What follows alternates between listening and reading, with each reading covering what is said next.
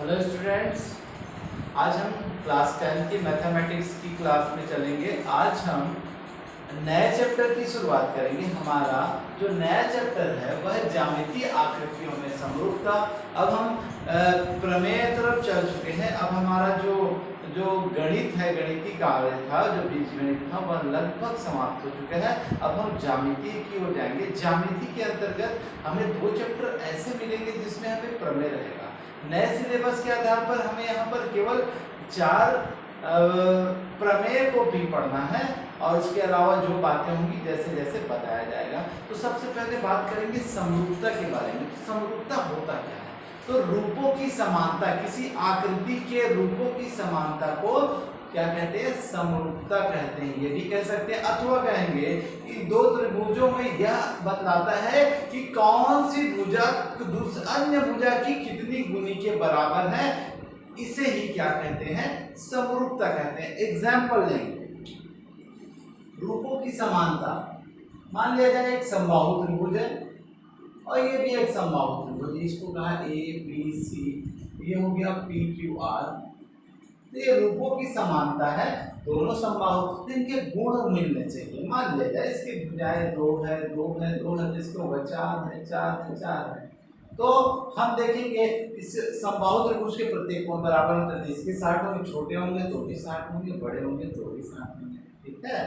तो अब क्या होगा, हम देखेंगे इनकी संगत भुजा अनुपातिक होती है। दो संगत मतलब इसके ये जैसी उसी के 2/4, 2/4 और 2/4 एक जैसे हुए।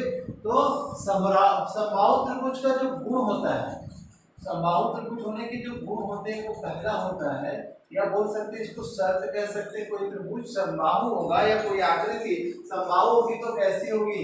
पहला, उसके संगत कोण बराबर होते हैं।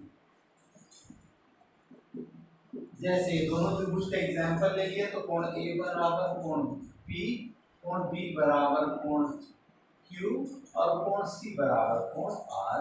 फिर हमने कहा दूसरा कि इसकी संगत भुजाएं अनुपातिक होती है। संगत भुजाएं अनुपातिक होती है, अर्थात AB के बट्टे में देखें PQ, चित्र देखते जाए, BC के बट्टे में QR और AC के बट्टे में क्या हो रहा है? PR।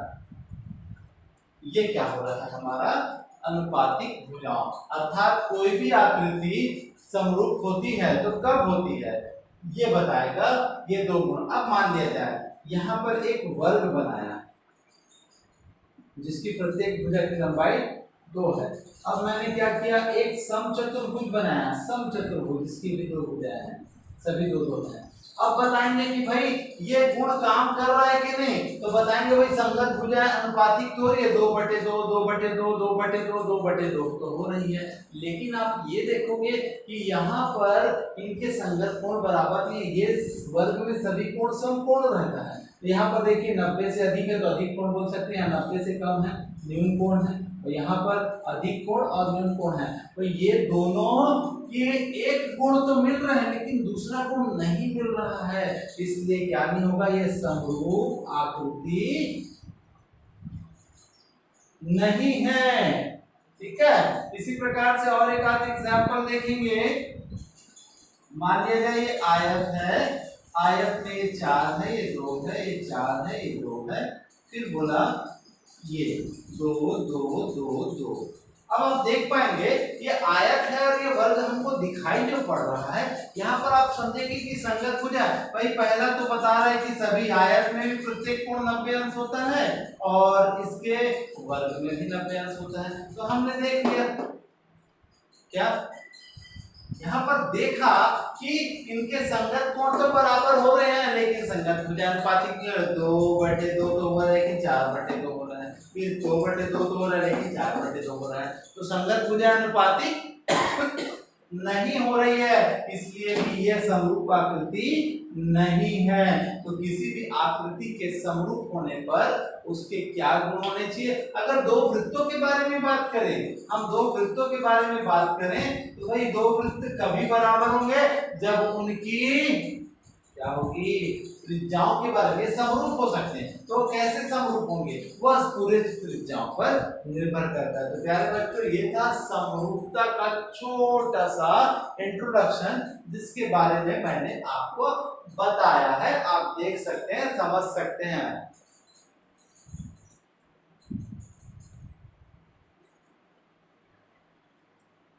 चलते हैं हम आगे।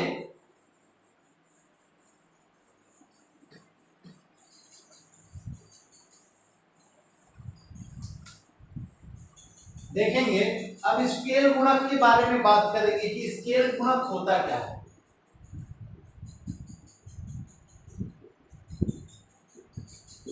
स्केल गुणक के बारे में बात करेंगे कि भाई स्केल गुणक होता क्या है। आप देखना जब इंजीनियर हमारे घरों के लिए जब वो क्या बनाता है, नक्शा बनाता है ना, तो हमारा घर तो 12 बाई 15 जो हॉल है 12 बाई 15 का है, तो उसको क्या है वो एक छोटा रूप में मान लेता है। मान लिया हम 12 फीट तो मान लिया जाए, उसने 1 फीट को क्या माना होगा, 1 सेंटीमीटर माना होगा, तो वो 1 सेंटीमीटर मान लिया होगा। उसके आधार पर वह उसके गुणक निकालता है। मान लिया जाए कोई वस्तु का मान था 50 सेंटीमीटर गुना 20 सेंटीमीटर का, तो उसने क्या कर दिया, इसको 10 सेंटीमीटर गुना 4 सेंटीमीटर कर दिया। तो इसने 5 का गुणक कर दिया है। कितने का, 5 से 5 गुणक कम कर दिया है, अर्थात इसके आकार में कितने की कमी कर दिया, 5 गुने की कमी कर दिया है, ताकि वो उसकी जो साइज को क्या कर सके, निर्धारित कर सके।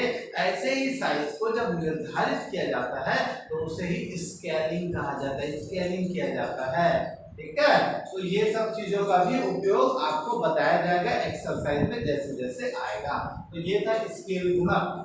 अब प्यारे बच्चों आपको हम क्या बताएंगे, पाइथागोरस आपको थेल्स के बारे में बताएंगे। जो थेल्स था वो थेल्स ने क्या बताया था, थेल्स ने बताया कि कभी त्रिभुज जो पिरामिड था, जो हमारा गीजा का जो पिरामिड है, जो पिरामिड था उसके क्या किया उसने, पिरामिड के लंबाई को, हाइट को कैसे नापा, जब क्या बना, छाया बनती थी ना उसकी, जब उसकी छाया बनती थी तो उसको दूसरा त्रिभुज मान के समरूपता के आधार पर उसकी हाइट को माप दिया था। वैसे ही थेल्स का प्रमेय, कि थेल्स ने क्या कहा था, थेल्स का प्रमेय क्या है, इसका कथन को आपको क्या करना पड़ेगा, याद रखना पड़ेगा, क्योंकि कथन भी पूछता है। थेल्स का प्रमेय क्या होता है, थेल्स का प्रमेय, उसके तरफ चलेंगे। तो थेल्स ने कहा था कि किसी त्रिभुज की एक भुजा के समांतर खींची गई रेखा अन्य 2 भुजाओं को जिन बिंदुओं पर काटती है या प्रतिच्छेद करती है उनको समान अनुपात में विभाजित करती है। क्या कहा कि त्रिभुज की, किसी त्रिभुज की, क्या बोला, किसी त्रिभुज के एक भुजा के समांतर खींची गई रेखा अन्य 2 भुजाओं को जिन अनुपात में विभाजित करती है उन्हें समान अनुपात में विभाजित करती है। देखिए ये बोला किसी त्रिभुज की, तो हमने भी बनाया त्रिभुज कि एक भुजा के समांतर, तो हमने कहा त्रिभुज एबीसी, ये दिया है, हो जाएगा, दिया है, 3 बिंदुओं पर बात करेंगे, दिया है। किसी त्रिभुज की, तो त्रिभुज एबीसी एक भुजा के समांतर, तो मैंने बीसी भुजा के समांतर एक डीई खींच दिया, तो बताया बीसी समांतर डीई, ये हो गया हमारा, दिया है। फिर हमने क्या करना है, सिद्ध करना है, सिद्ध करना है। तो सिद्ध करना है में क्या बोला है कि तीसरी भुजा के एक भुजा के समांतर खींची गई रेखा अन्य 2 भुजाओं को जिन बिंदुओं पर प्रतिच्छेद करती है समान अनुपात में विभाजित कर दिया था। AD बटे DB, AD बटे DB बराबर AE बटे EC, ये हमको सिद्ध करना है। अब क्या करेंगे, जब हम अपनी सुविधा के लिए जब चित्र में कुछ करते हैं उसे क्या कहते हैं, रचना। तो मैंने कहा ये देखिए यहां से D से लंब डाला मैंने, ठीक है, DG लंब डाला किस पर, AE पर, तो कहा DG लंब AE पर, तथा फिर मैंने EF लंब डाला, ये यहां से E से F पर लंब डाला, किस पर डाला, एडी पर, तो बताया ई एफ लंब एडी पर। दूसरा पॉइंट कहा मैंने बी से ई को तथा सी से डी को मिलाया। क्या कहा, बी से ई को तथा सी से डी को मिलाया। ये हमारा मुख्य मुख्य बात हो गया। ठीक है, अब हम क्या करेंगे, इसकी उत्पत्ति करेंगे। की क्या करेंगे, उत्पत्ति करेंगे। तो इस प्रकार से दो मैंने खाने बना दिए। एक खाना कहलाएगा कथन और दूसरा कारण कहलाएगा कारण। तो जो भी गणितीय क्रिया होगी वह कथन में होगी, और जो भी गणितीय कार्यक्रम होगा, जो क्या रीजन है उसके रीजन देने होंगे, वो किस में होगा, वो आपका कारण में होगा। तो चलते हैं, बताएंगे त्रिभुज एबीसी में बीसी समांतर डीई। अब हम क्या करेंगे, यहां पर दो त्रिभुज लेंगे। त्रिभुज एडीई का क्षेत्रफल बटे, यहां से चालू करूंगा, देखो यहां से देखा बीईडी का क्षेत्रफल, त्रिभुज बीईडी का क्षेत्रफल, दोनों में क्या करेंगे, त्रिभुज का क्षेत्रफल लगाएंगे 1/2 आधार। तो एडी, देखिए ये एडी है, तो आधार जिस पर लंब डाला, तो जो लंब डाला रहता है वो ऊंचाई कहलाता है, जिस पर डाला रहता है आधार, तो आधार क्या होगा, एडी।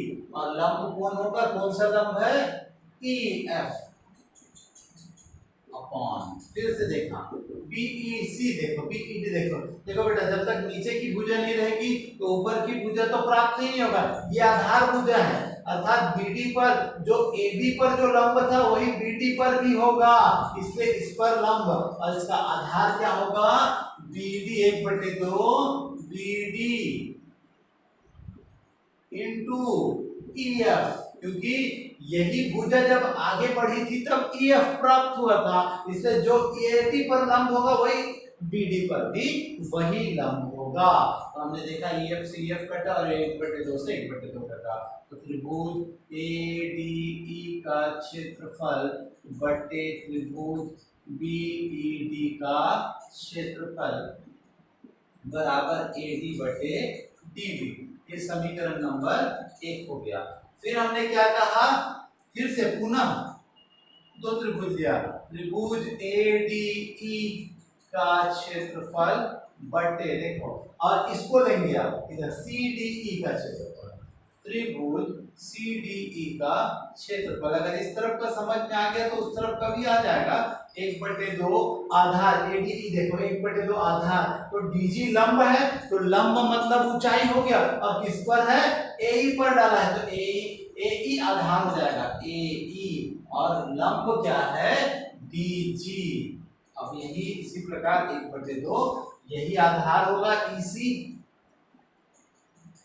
ठीक है, और ईसी को ही आगे बढ़ाया था तो एजी मिला, इसलिए उसका भी लंब क्या होगा, डीजी। तो डीजी से डीजी कटा, 1/2 से 1/2 कटा, तो क्या बच रहा, एई बटे ईसी, समीकरण नंबर 2। तो यहाँ पर इसको लिखना पड़ेगा हमें,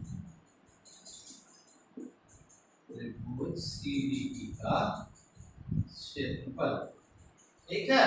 अब हम क्या करेंगे, आप देखेंगे, जब क्या बताएंगे, ये जो दिख रहा है समांतर भुजाओं के में, दोनों समांतर रेखाओं के मध्य बने त्रिभुजों का क्षेत्रफल क्या होता है, आपस में उभयनिष्ठ, देखो एक ही आधार पर समांतर रेखाओं के मध्य उभयनिष्ठ आधार पर बने त्रिभुज का क्षेत्रफल बराबर होता है। कैसे, आप देख रहे हैं बीईडी, तो डीई आया, और कहां पे आया, सीईडी, तो दोनों में क्या आया, डीई आया या ईडी आया, तो हमने बताया इसलिए क्या, बीईडी का क्षेत्रफल बराबर त्रिभुज सीडीई का क्षेत्रफल। यहाँ पर कारण बताया आपको, क्या कारण बताया, समांतर रेखाओं के मध्य समांतर उभयनिष्ठ भुजा पर बनने वाले, एक ही भुजा पर बनने वाले त्रिभुज का क्षेत्रफल बराबर होता है। कारण लिखना है, क्या हो जाएगा, अब समीकरण नंबर क्या करूंगा मैं, एक में मान रख दूंगा कि ये समीकरण नंबर 3 है, तो समीकरण नंबर 1 में मान रखूंगा तो क्या हो जाएगा, त्रिभुज ADE का क्षेत्रफल बटे त्रिभुज, देखो BED के बदले में क्या रखूंगा, CDE का क्षेत्रफल रखा, तो क्या प्राप्त हुआ, AD बटे BDB। ये समीकरण नंबर 4। अब आप देखेंगे प्यारे बच्चों, समीकरण नंबर 2 और 4 को देखिए। जब समीकरण नंबर इससे 2 और 4 को देखेंगे तो आप देखेंगे दोनों के LHS बराबर दिखाई पड़ रहे हैं, तो RHS क्या लिख रहे हैं हमको, बराबर, इसलिए AE बटे EC बराबर AD बटे DB। कहाँ से आया, समीकरण नंबर 2 व 4 से। तो ये क्या हो गया, सिद्ध हुआ। आप देख सकते हैं, हमने बताया था, क्या था इसका कथन, कि किसी त्रिभुज के एक भुजा के समांतर खींची गई रेखा अन्य दो भुजाओं को जिन बिंदुओं पर काटती है उसे समान अनुपात में प्रतिच्छेद करती है। फिर मैंने आपको त्रिभुज बताया था, त्रिभुज का चित्र फिर दिया है, जैसे जैसे बोला था लिखा था। सिद्ध करने के बारे में भी मैंने आपको बताया। फिर रचना, अपने चित्र को हम अपने आधार पर कैसे क्या करते हैं, ऐड करते हैं उसमें, जो भी उसके बारे में बताया। मैंने व्यंजक बताया विस्तृत रूप में, उम्मीद करता हूँ आपको समझ में आएगा। प्यारे बच्चों, मैं आज एक ही प्रमेय बता रहा हूँ क्योंकि ये पहला प्रमेय है, इसलिए मैं इंट्रोडक्शन है, इसलिए मैं ज़्यादा लंबा वीडियो नहीं बना रहा हूँ। आपसे उम्मीद करता हूँ इसको जरूर देखेंगे और इसको समझेंगे। तो आज क्या करते हैं, आज के लिए इतना ही करते हैं, फिर हम मिलेंगे नेक्स्ट वीडियो में। तो तब तक ये वीडियो देखते रहिए। आपसे मैं विदा लेता हूँ, धन्यवाद।